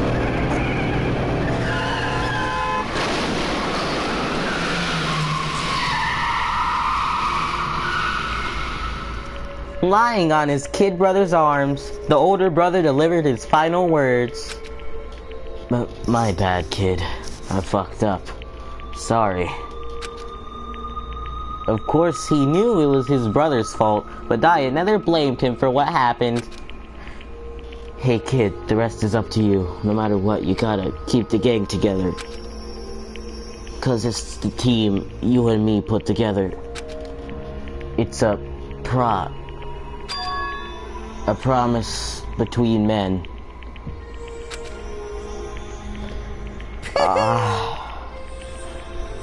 Those are some good, nice words. I agree with Alpha Blade. He decided to hide the truth of what happened from everyone in the gang. In order to keep the gang together and keep the promise to his brother, he could never admit to anyone it was his own weakness that had caused the accident. As a result, the team was made even stronger under the banner of the kid who'd bested his big brother. Daya was gonna lose to his kid brother, so he got stupid and got himself killed. That became the explanation of what happened. Yeah, I never really got that either. Like, say you're about to get shot, but then like someone pushes you out of the way and gets shot instead. Does that mean that you shot them? Like, it doesn't really make sense, but I guess it makes sense to Mondo. He wanted to lead the team so bad, but he was willing to tell all kinds of lies about his brother. I'm strong. Strong. And yet, as soon as our killing game began, he realized no matter how tough he pretended to be, he was just another weakling that could die in an instant. And then the lovely and hateful Monokuma announced the revealing of his embarrassing secrets. At that point, it was clear I would have no problem shedding light on his secret. Mondo killed his own older brother. No matter what, I couldn't let the other gang members find out. If that happened, everything would be ruined. Everything me and my brother had worked to create would have been destroyed. His death, all the good I'll be carrying around, it all would have been for nothing. So that's why Mondo. After I saw what Monokuma had on me, my head filled with all sort of fuzzy uneasiness and just started swirling around. I'd never felt anything like it before. I didn't know what to do about it. I wasn't sure what to think or say, but after a while, the fuzzy uneasiness turned itself into a rock-hard lump of anxiety way down in my stomach. And it was right around then that Chihiro asked me to start working out with him. And right there, he told me a secret. Seriously? Jesus. I'm sorry. Yeah, I'm sorry I lied to you. But why? Why now? Why are you telling me this all of a sudden? Huh? Because, I mean, you kept that secret all this time, right? If anyone found out, you... But... You're right, but... I want to change. I wrap myself in lies. I'm weak. I want to destroy that version of me forever. His words were like a knife in my gut. I felt like he was exposing the lie I've been living myself. I have to change. I don't want to be weak anymore. If you're so strong, it can't hurt you, right? Whenever a secret Monokuma might tell us. You piece of... So what? You're saying I should just say it? What? You're saying if I really What? am, I should just be able to tell everyone my secret? Huh? I was jealous. I was jealous of Chihiro's strength. He had the strength to face his own weakness, to try to overcome it. It was the kind of strength I'd never had. So I was jealous of him. And that jealousy broke me. What? Are you making fun of me? I'm strong? Are you fucking with me right now? No! I'm not making fun of you. You really are strong, Mondo. I felt like I could hear something starting to crack, to creak. Something inside my head. What did you want me to do? What was I supposed to do? Was I supposed to sit back, let my secret get revealed, and ruin everything? What's wrong? What's wrong? Damn you! Why did you have to tell me all that? So are you trying to rub my face, my failure in my face? I just wanted to... No, I just really admire you. I admire your strength. Yeah, that's right. That's right. I am strong. Strong. I'm strong. Strong, strong, strong, strong, strong. Stronger than you. You son of a bitch. And stronger than Taya. I don't remember anything after that. When I woke up again, he was lying at my feet, covered in blood. I had the dumbbell in my hand. I was just staring at him, down on the ground. Hey! I killed him. I killed Chihiro. Even after all this time, I'm still just as weak as I've always been. And thanks to that, I did something I can never take back. Mondo. He was normally so aggressive, so angry. He hid that weak side away from everyone. That was his secret. A weakness like that lived in a heart like his, and it turned into cold blood. And it turned him cold-blooded.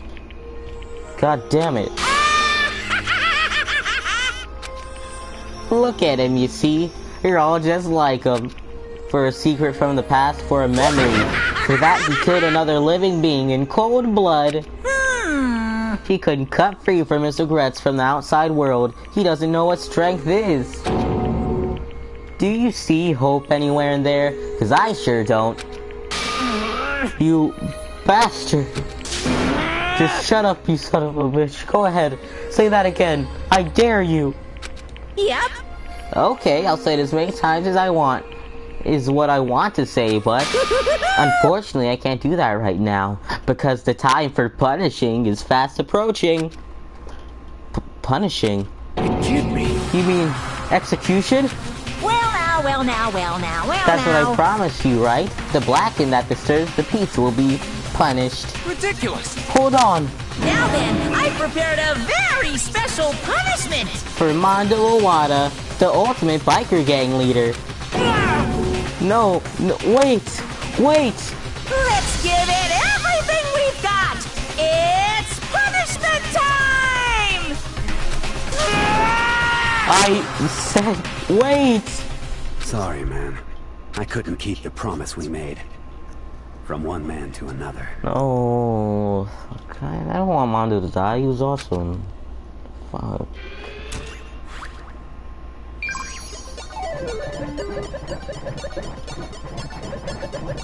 Mondo has been found guilty. Time for the punishment.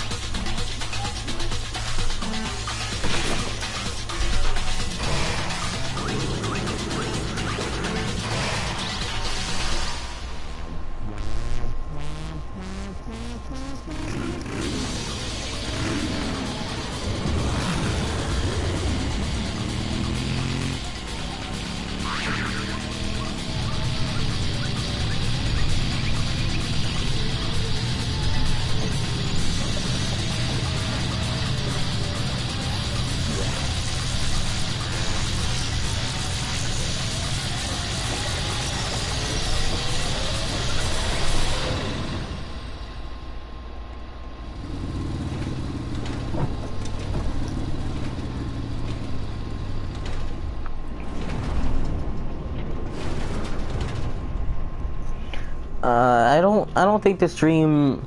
Okay, once the chapter ends, I'll end the stream. Which, it isn't that far ahead. And so, a stream will probably be like 5 more minutes.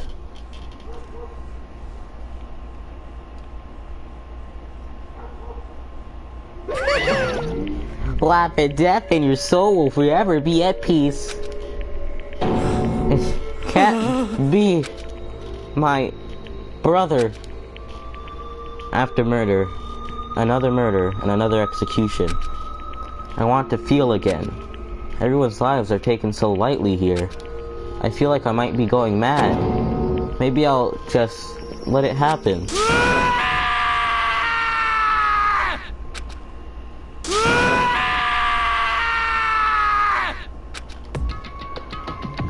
As Taka's sad screams invaded our skulls, we were each forced to realize once again.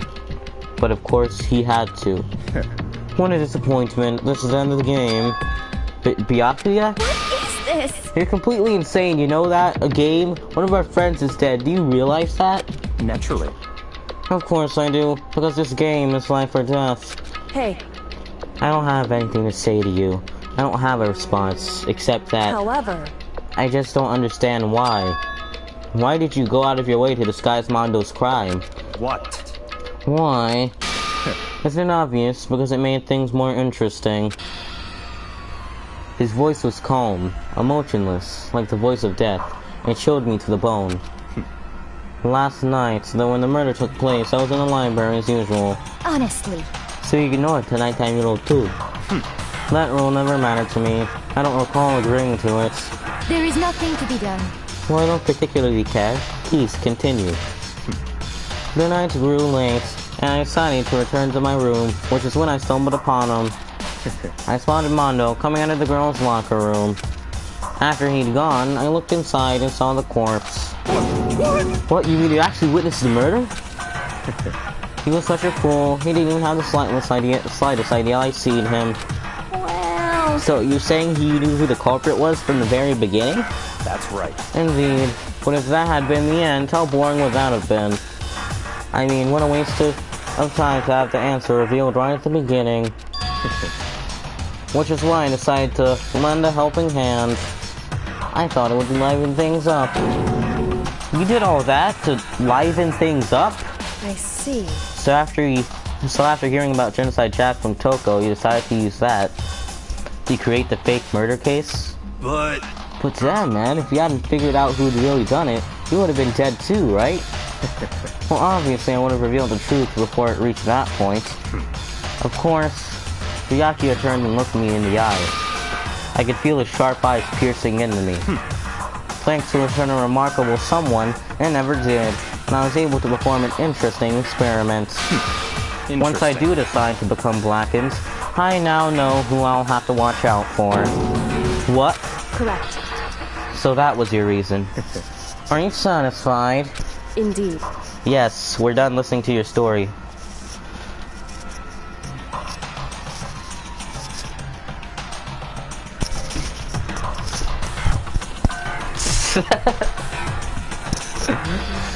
Oh my. I would actually really love a skinny Hifumi. Like, I don't know why, with taking someone who's skinny and making them fat doesn't look that weird to me, but taking someone fat and making them skinny just looks unnatural always. It'd be scary. Moving on. Hey. There's something I'd like to ask Monokuma. What's this? Oh, I'm up next. You like to perform these elaborate executions each time, right? My question is, why?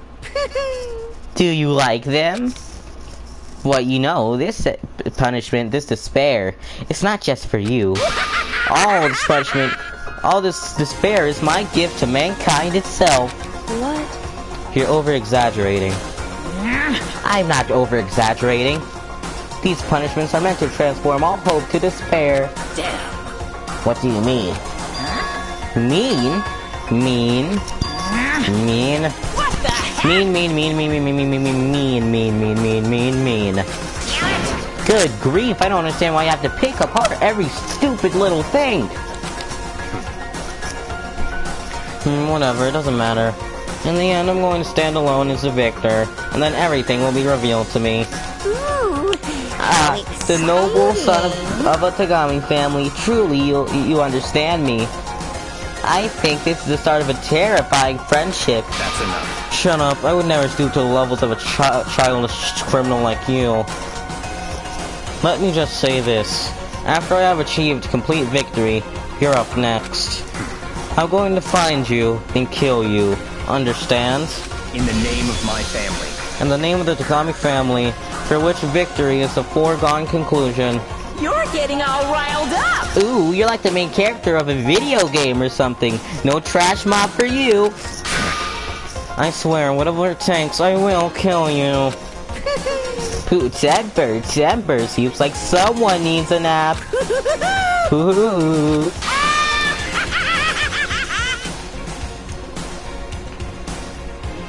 Monokuma's laughter peeled across the courtroom. The curtain closed on the case of Chihiro and Mondo. And I knew that wasn't the end. The killing game would still continue, because the mastermind wouldn't let it end. For those of us who were still alive, our worst fear and despair kept on multiplying. It was the kind of despair that felt like a blind puppy in hell had more of a future than us. All of our courage, our effort, our friendship, it felt like it amounted to nothing at all. It was the worst kind of despair. Well, anyway, like I was saying, this is a pretty good spot. Yeah, a really good spot. Anyway, isn't it amazing how that girl went and killed someone before things even had a chance to get boring? Once things really get moving, it'll be like a roller coaster. There won't be any stopping it. Fear and despair charge forward at a speed nothing can hope to match. But I must admit, I'm disappointed. I went to all the pain and effort of making you part of the group, and you couldn't play your part. You do remember you were supposed to make the first move, right? Well, no biggie. Nothing we can do about it now, so just do your best to make things more exciting from now on, okay? After all, that's what everyone wants to see. There's one thing I'd like to ask you. As long as you don't want to know my measurements, fire away! Who is it? The 16th high school student, I mean. The killer is the master. Just the great thing and all the climax reasonings, they're all just the killer. He's the guy that did it. My, you really took me by surprise there. I know I said you could ask anything, but super denied, ultra denied, demonic denied. Because you see, that's my ace in the hole. And nobody'd be dumb enough to reveal that, right? No matter how close they were to their friends.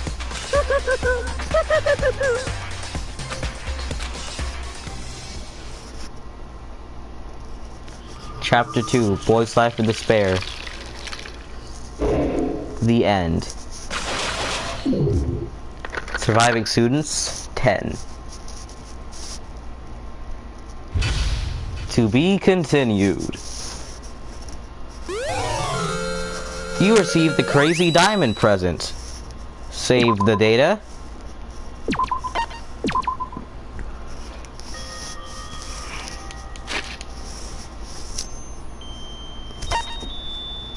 Alright, I guess this is where the stream ends. I guess I'll be doing this tomorrow.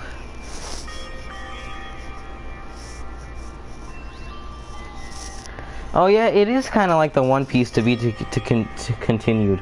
Like it's a black screen with like red text or like something in the background. Yeah, it does look a lot like it.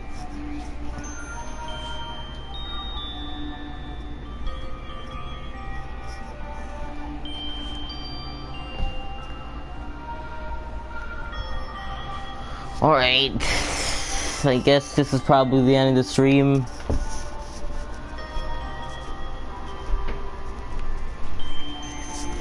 I'll be starting again tomorrow at the same time.